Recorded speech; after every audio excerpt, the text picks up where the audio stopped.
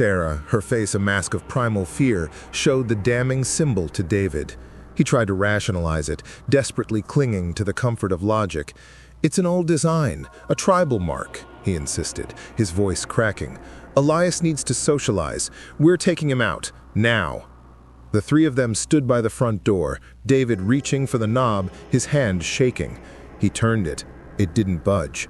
He jiggled it harder, then twisted it violently. The lock was utterly, impossibly jammed. A loud metallic C-lank echoed from the back of the house, followed by another, sharper snap from the side door. All the locks in the house simultaneously had seized up. They were trapped. They looked back into the silent foyer. Elias stood at the base of the stairs, perfectly still, the wooden doll now held in both hands, its blank eyes seemingly fixed on them. A low guttural growl rumbled up from the floorboards, a sound that wasn't from any animal. Frantic and cut off from the outside world, Sarah remembered the strange woman at the orphanage and the remote region. Using David's old satellite phone, she managed to contact a local historian who specialized in ancient regional customs. The woman's voice, when she answered, was thin with age and apprehension. "Ironwood Orphanage?" the historian whispered, her tone chilling Sarah to the bone. "That place wasn't for foundlings, child. It was a centuries-old facility for the stillborn offerings." She explained the terrible truth, a ritual known as the cursed offering. Once every generation, in times of famine or plague, a family would offer a newborn to be a living tether, a human host that bound a malevolent, unseen entity to a small plot of land. In return, the community received a short, unnatural period of prosperity or protection. The orphanage was the brutal holding cell for these tethers.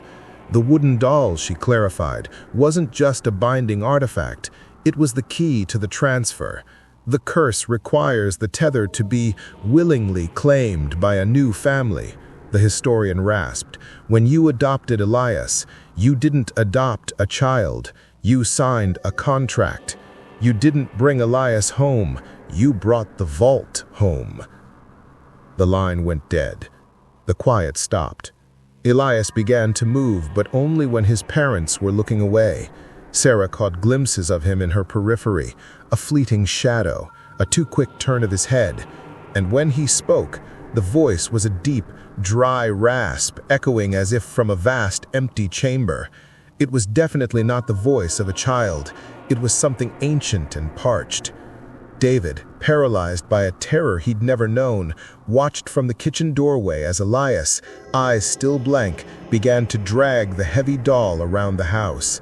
The rhythmic dragging scrape, thump, scrape, became the horrifying heartbeat of their trapped home. The air grew heavy, thick with the scent of damp earth and something acrid, like old blood. David staggered back, realizing with horrifying clarity that the entity wasn't just haunting Elias. Elias was the new vault. He was the conduit, and they were now trapped inside him. With the scraping sound growing louder, thudding with malevolent intent through the house, Sarah and David made their final desperate choice. They had to destroy the doll, the binding artifact. They found Elias in the living room, standing over the dead Buster's empty bed. He was perfectly still, the doll clutched. "Elias, drop it!" David screamed, his voice raw. Sarah lunged for the doll. As her hand brushed the crude wood, every light in the house exploded into total, suffocating darkness. The only sound was the sharp, metallic crunch of glass underfoot, and the furious, rhythmic thump scrape of the wooden doll being dragged closer, faster. David shouted Sarah's name, but she was gone.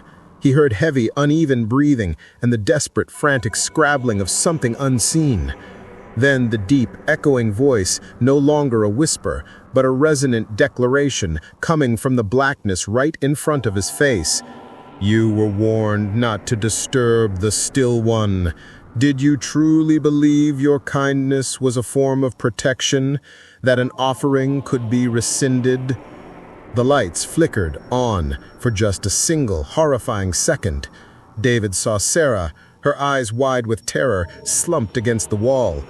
and Elias was standing over her. His face was entirely obscured by shadow, but his eyes glowed with a faint, unnatural pulsing red light. He wasn't holding the wooden doll. He was holding David's heavy, sharp hobby tools. The lights failed permanently. As the screen went dark, the terrible voice echoed for a final time, seemingly from everywhere and nowhere, filled with ancient, sated malice. The vault is open, and now it has new custodians. The last sound is the metallic, wet thud of something heavy falling, followed by the soft, rhythmic thump-scrape of the wooden doll slowly receding into the distance, as if being dragged away. If you crave the darkest tales, if you dare to question what truly lurks beyond the light, then step inside. Subscribe to the Vault of Evil for new nightmares every